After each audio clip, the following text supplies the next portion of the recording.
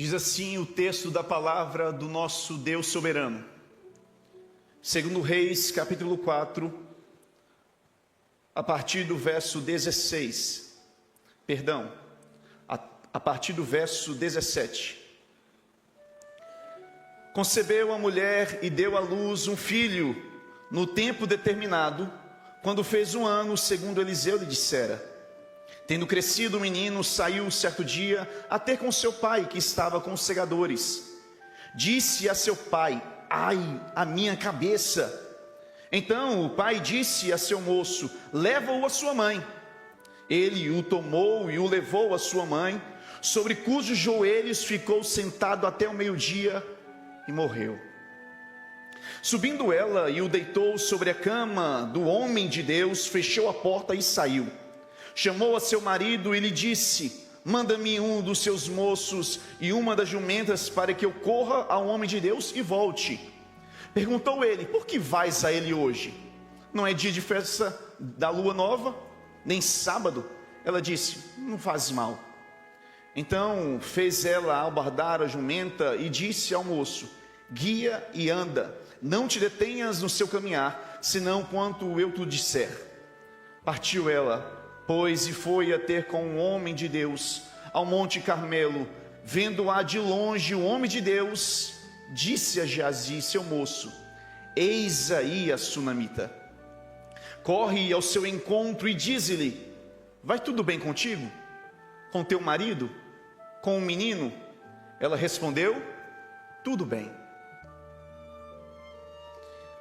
O texto que nós acabamos de ler nos conta a respeito de uma operação de maravilha. Diz respeito a um milagre de Deus, o milagre da ressurreição.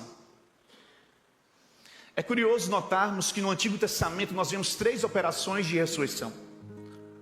Aquele moço, soldado que caiu na cova de Eliseu, a própria operação através do profeta Eliseu, o filho da viúva de Sarepta, e agora aqui o filho da sunamita. Nós vemos essas operações acontecer no ministério de Jesus também. Quando Jesus opera uma ressurreição a Lázaro, quando ele faz uma ressurreição ao filho da viúva de Naim, quando ele faz uma ressurreição ao filho de Jairo. Bem como no período apostólico também nós vemos quando Cristo morre, na sua crucificação a Bíblia diz que muitos santos ressuscitam naquele dia.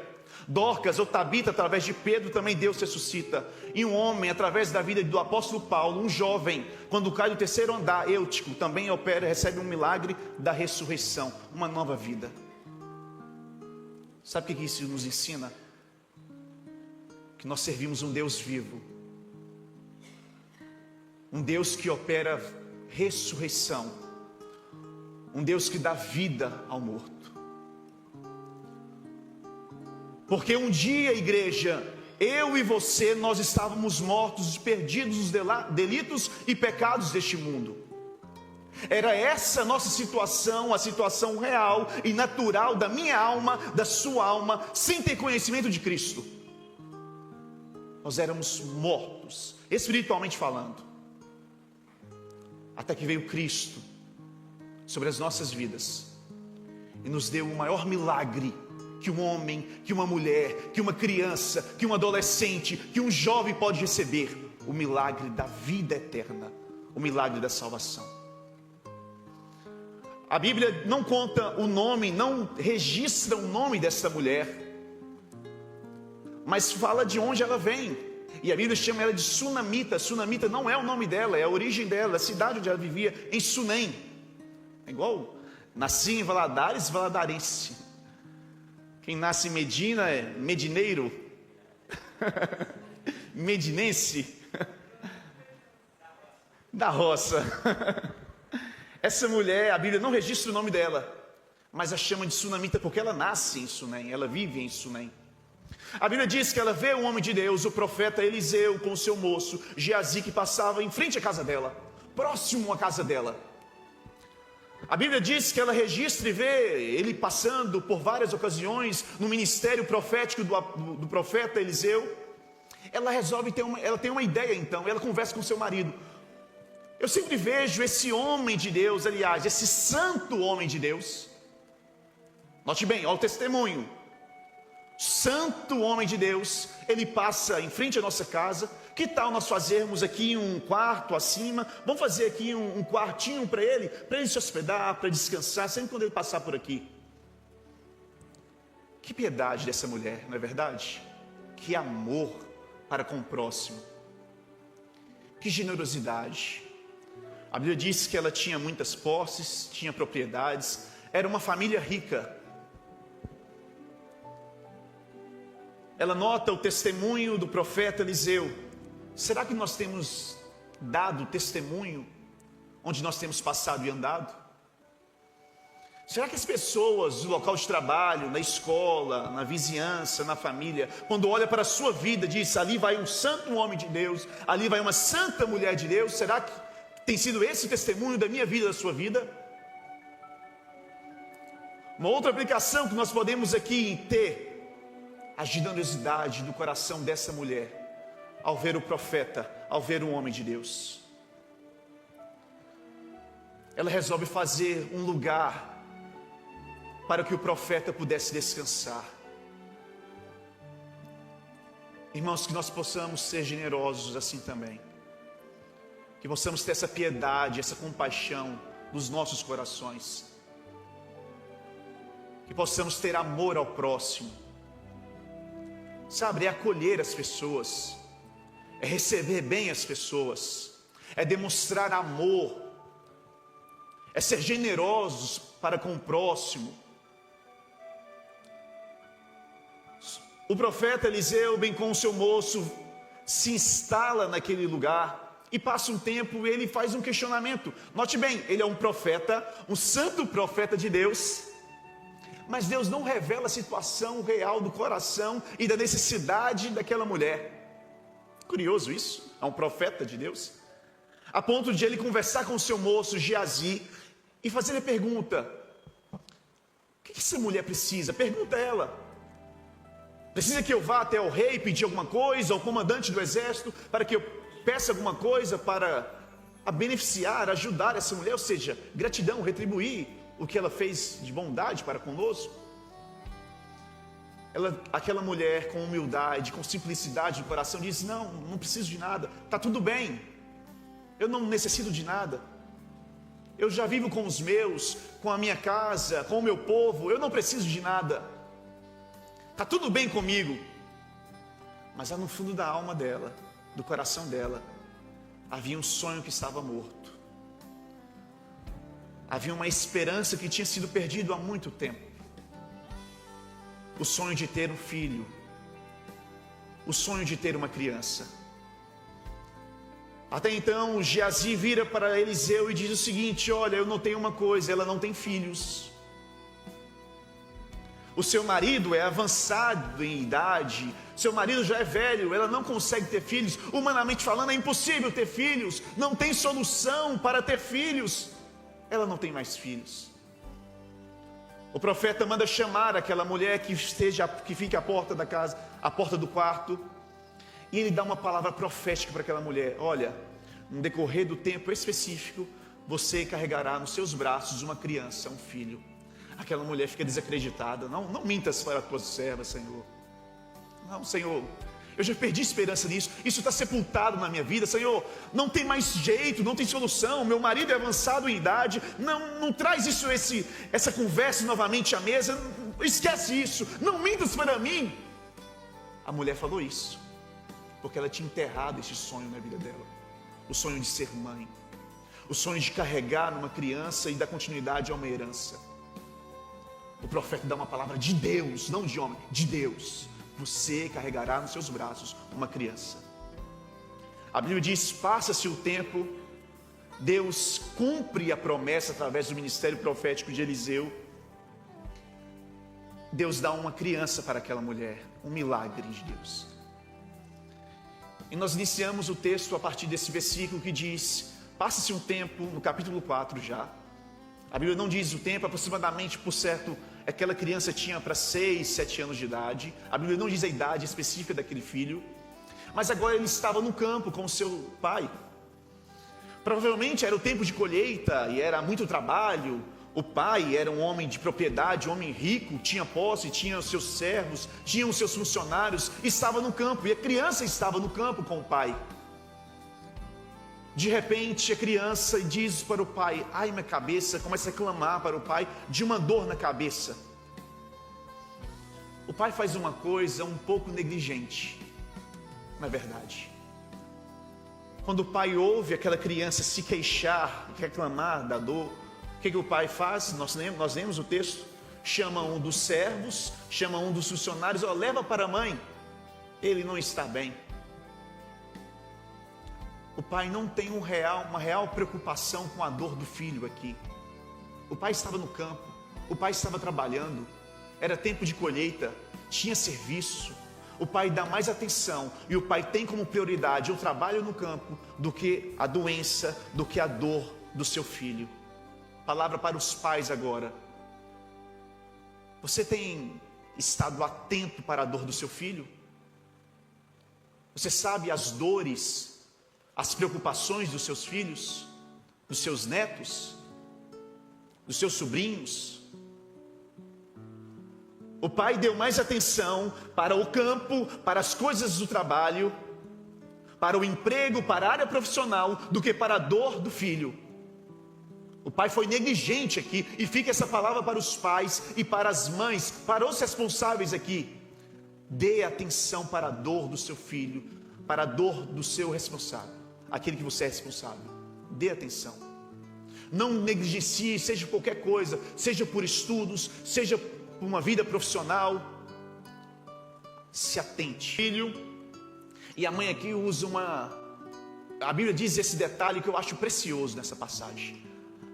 Aqui o filho começa a adoecer, começa a morrer, e sabe o que ela faz, igreja? Ela pega o filho e coloca sobre os seus joelhos. Está na Bíblia, nós lemos isso. E isso nos aponta, irmãos, para uma doutrina maravilhosa, importante para a igreja, que Deus disponibilizou como os seus vizinhos. Você tem colocado sobre os seus joelhos? Você tem orado por eles? Você tem clamado a Deus? Eles estão morrendo. Você tem feito isso? Mas a Bíblia diz que chega um momento que aquela criança morre. Aquela mulher usa então, ela pensa e faz o seguinte: eu vou levar até o quarto do profeta, vou deitar sobre a cama do profeta. Não conta para o marido, não conta para os servos, não conta para ninguém, é ela e Deus. Ela leva aquela criança morta, carrega nos seus braços aquela criança morta e coloca na cama do profeta. Ela vai até o seu marido que estava no campo e diz: olha, me dá um dos seus funcionários, um dos seus servos e uma jumenta, para que eu possa ir até o homem de Deus. E ele o questiona. Uma mentalidade religiosa, não é lua nova, não é festa de lua nova, não é sábado, era uma das festas de Israel, era como se fosse uma das celebrações e de culto a Deus em Israel naquele tempo. Não é festa de lua nova, não é sábado. Por que você vai ao homem de Deus? Por que você vai buscar ao homem de Deus? Vamos trazer para as nossas vidas. Não é um domingo, não é dia de ir na igreja, não é dia de culto, não é dia de Santa Ceia. Por que você vai buscar a Deus? Ela sabia. Ela não faz ele conhecer o porquê, o real motivo. Ela sabia. O seu filho, a sua herança, a sua promessa estava morto. Estava morto lá na sua casa. Ela então vai buscar o profeta, o homem de Deus. Porque ela sabe que o homem de Deus teria uma resposta para ela. Ela sabe que o santo homem de Deus tinha uma solução e uma palavra de Deus para ela. Dos seus questionamentos, dos seus porquês, das suas indagações. Sabe aquelas indagações da alma? A Bíblia diz que ela vai em direção ao Monte Carmelo, onde estava o profeta, o santo homem de Deus, o profeta Eliseu e o seu moço, o seu ajudante Geazi. E a Bíblia diz que o profeta a vê de longe, a vista de longe. Note bem, ele conhecia a sunamita. Ele então fala para o seu moço Geazi, vai até o encontro dela e pergunta. E é o texto que nós lemos. Está na frase aí em cima. Vai bem contigo? Vai bem com teu marido? Vai bem com teu filho? Quando a sunamita ouve essa expressão, essa pergunta de Geazi, sabe o que ela responde? Está tudo bem. E eu pergunto à igreja, estava tudo bem na vida daquela mulher, irmãos? Sim ou não? Estava tudo bem na vida dela, irmãos? O que tinha na casa dela? Seu filho morto. Não estava nada bem. Mas por que ela disse para Geazi que estava tudo bem? Nós vamos ver depois o que se sucede na vida de Geazi. O irmão Leandro, hoje pela manhã, nos contou a história de Naamã. E nós vemos posteriormente que revela a realidade, a natureza do coração de Geazi. Mais preocupado com as coisas materiais, mais preocupado com as coisas deste mundo. Era um falso profeta. Não era um homem de Deus. Eliseu era o santo homem de Deus. Geazi não. Sabe o que isso nos ensina? Não contar nossos problemas para qualquer um. Ah, mas ele é um moço do homem de Deus. Muito cuidado com quem você compartilha as suas dores, os seus anseios, as suas dificuldades, as suas lutas, as suas batalhas. Muito cuidado. Ela não conta para Geazi. Posteriormente ela conta para o homem de Deus, para o profeta. Mas para Geazi não. Muito cuidado, porque muitas das vezes, irmãos, o outro está interessado em curiosidade, ou até mesmo por fofoca. Nós sabemos bem disso. Muitos não têm a realidade, o desejo de ajudá-los. Apenas ouvir e tomar conhecimento. Muito cuidado com quem você compartilha as suas dores, as suas dificuldades. A morte está dentro de casa. Muito cuidado. Conte para um homem de Deus. Conte para o profeta. Conte para Jesus. Está tudo bem contigo? Está tudo bem com teu marido? Está tudo bem com o teu filho? Está tudo bem. Não estava nada bem. Havia morte na casa dela. Ela chega então diante do profeta. Ela se lança aos pés do profeta. Se quebranta, chora diante dele, com a alma amargurada. E o profeta diz, olha, deixa Geazi. Ela está com a alma amargurada. E ela então fala, sabe, ela se rasga diante do profeta. Ela fala a sua real situação, a sua condição. Ela fala das suas tristezas para o profeta. Ela se derrama ao profeta. Ela lança diante do profeta a sua tristeza. Irmãos, e isso nos ensina uma tipologia naquilo que não pecou. O profeta Eliseu aqui representa a pessoa maravilhosa de Jesus Cristo. Não apenas um profeta da Galileia, mas um homem de Deus aqui, o Filho do homem, Jesus. Eu não sei se os irmãos notaram bem os cânticos que foram aqui entoados. Tudo aponta para Jesus. Tudo é Jesus, irmãos. É a Ele que nós devemos ir da forma que estamos, sim. Vá a Ele com sinceridade, com honestidade. Sabe, é dizer e mostrar sua realidade mesmo. Olha, eu estou assim, há morte lá em casa. É um marido que está morto espiritualmente falando. É um filho que não quer saber mais de Deus. Talvez é um vício dos filhos. Você está clamando por libertação. Talvez é a situação financeira dentro de casa. Talvez é uma doença que afligiu a sua casa. Talvez seja uma crise, uma luta interna que você está vivenciando, as dores dessa vida. Não sei a sua situação real. Sabe, conta para o homem de Deus. Essa mulher, diante das dores, ela vai até o homem de Deus, ela busca o homem de Deus, busca Jesus. Vá até Jesus, clame a Ele, interceda por Ele, suplique a Ele, busque a Deus, enquanto se pode achar, e invoque Ele, porque Ele está perto. Ele ainda está perto. O profeta então vai até a casa dela. Nós vemos aqui o profeta, através da vida do profeta, Deus opera uma ressurreição. Quando ele deita aquela criança, sobre aquela criança depois dá uns 7 suspiros, 7 espirros na verdade, Deus traz de volta aquele filho.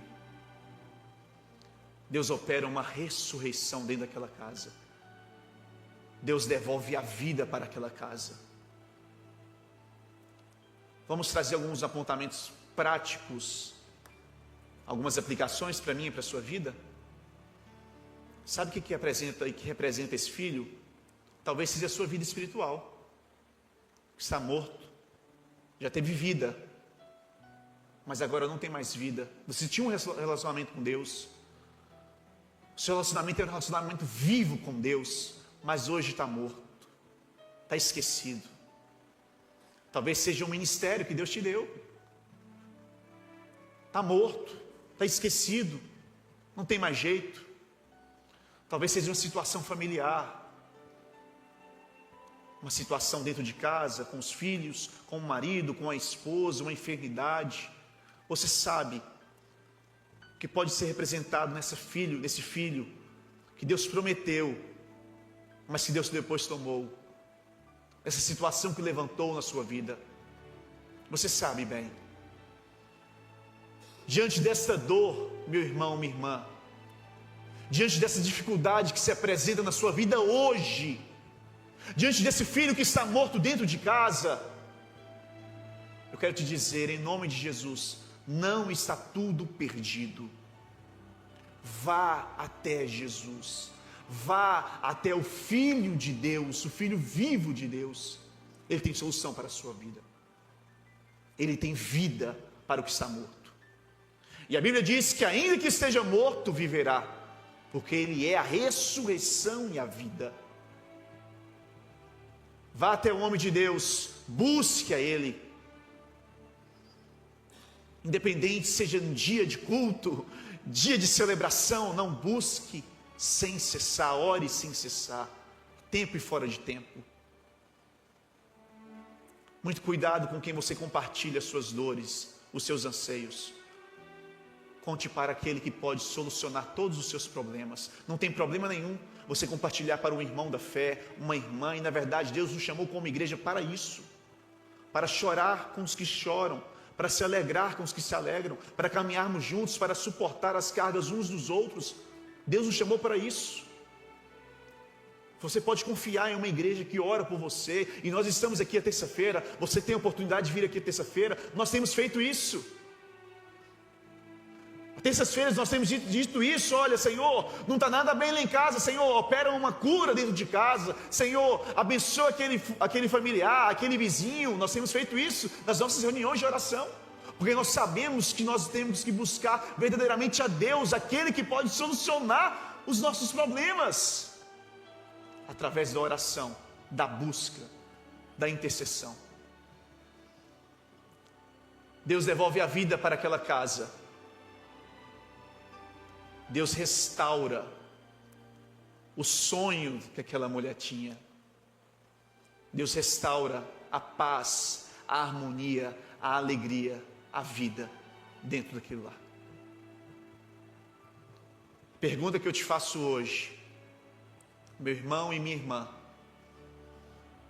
está tudo bem contigo? Como está a sua alma? Como nós cantamos no primeiro cântico, você pode ser sincero diante de Deus.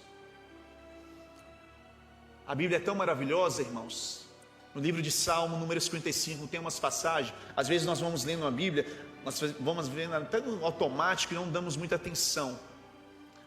Mas toda a palavra de Deus é inspirada. Toda a palavra de Deus é vida para as nossas vidas. E Salmo 55, o salmista diz uma expressão que eu acho linda e rica. Diz o seguinte, olha: nos nossos lábios é como se fosse manteiga, mas no coração há guerra. Sabe o que significa isso? Que às vezes eu chego perto de você, e você chega perto de outro irmão e diz assim: e aí, tá tudo bem? O que a gente responde? Tá tudo bem. É os lábios como manteiga, suave, alegria, tudo bem. Mas no coração há uma guerra. No coração há lutas que nós vivenciamos internamente, ou dentro de casa, ou uma situação que se apresenta nas nossas vidas. Não vai nada bem, mas o que a gente responde? Não está tudo bem. Mas essa noite eu gostaria de te fazer essa pergunta: E você não precisa responder para mim, nem para quem está do seu lado. Neste momento você vai responder para Deus. Mais do que um santo, um homem de Deus, Jesus é o próprio Deus encarnado. Aquele que apresentou no caminho das nossas vidas, passou próximo de nós. Aquele que constrangeu a nossa alma. Aquele que, quando Ele apresentou no caminho das nossas vidas, não tem como a gente deixar Ele passar desapercebido. A gente diz: vem, Senhor, mora no coração. Vou fazer um quarto aqui no meu coração, mora na minha vida, Senhor. Mora na minha casa. É isso que aquela mulher fez. Profeta, mora dentro de casa. É isso que você pode fazer hoje, Senhor. Senhor, entra na minha casa. Senhor, mora na minha casa. Senhor, reina na minha casa. Reina na minha vida, no meu coração, Senhor. Aquela mulher não deixou a oportunidade passar. Ela queria o profeta bem próximo dela. Vai bem contigo? Você pode responder para Jesus. Ele te conhece por completo. Ele tem vida. É Ele quem restaura.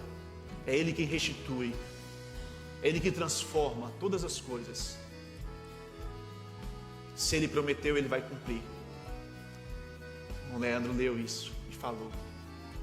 Ele vai cumprir. Ele é fiel. Então eu gostaria nesse instante de convidar a fazer isso. A responder a esta pergunta. Diante daquele que pode sim resolver o seu problema. Aquilo que está morto na sua vida. Feche os seus olhos.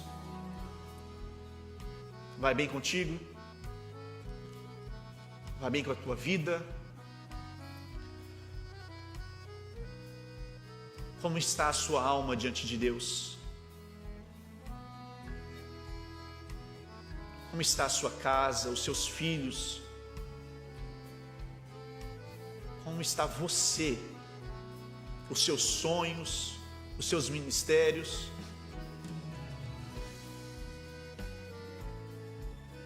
Pode ser sincero e falar a realidade. Senhor, não vai nada bem comigo.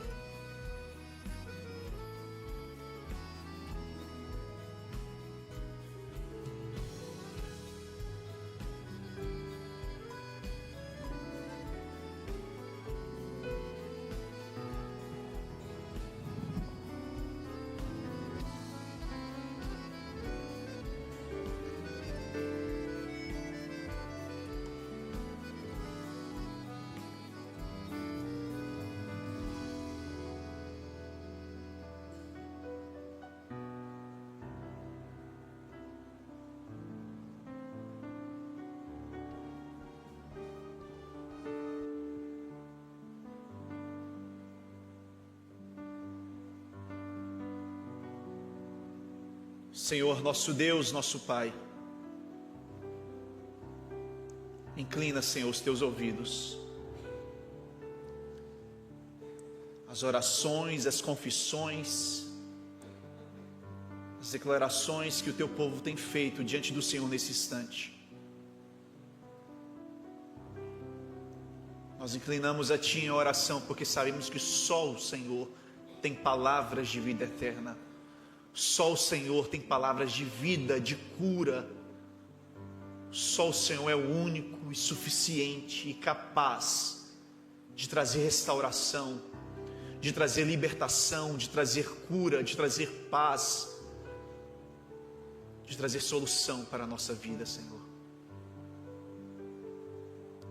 Ó Deus eterno, eu clamo a Ti, derrama paz sobre o Teu povo, derrama alegria, derrama a esperança.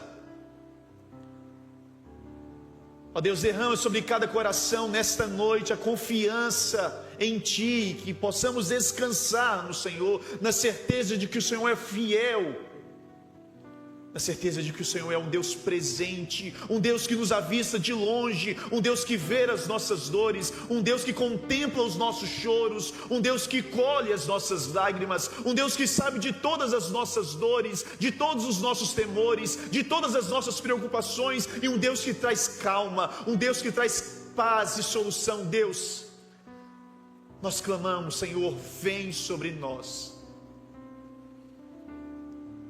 Quantas vidas estão aqui? Talvez a esperança já morreu. Talvez a fé já morreu. Talvez os dons, o ministério que o Senhor deu, o chamado que o Senhor deu morreu na vida deles. Talvez a vida espiritual já está morta.